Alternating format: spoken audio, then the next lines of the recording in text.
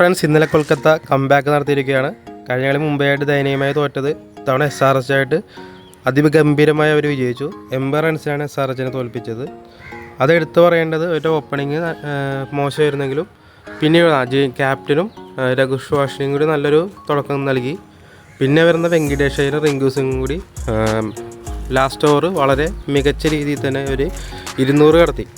പക്ഷേ സൺറൈസേഴ്സ് ഹൈദരാബാദിൻ്റെ കാര്യം പറയുകയാണെങ്കിൽ ഓപ്പണിംഗ് തന്നെ അവരുടെ ഇമ്പാക്റ്റ് പ്ലെയർ വൈഭവ് അരോര അവരുടെ മെയിൻ പ്ലെയറാണ്. ഹെഡിനെ തന്നെ ഫസ്റ്റ് ഓവറിൽ തന്നെ വിക്കറ്റ് എഴുതി.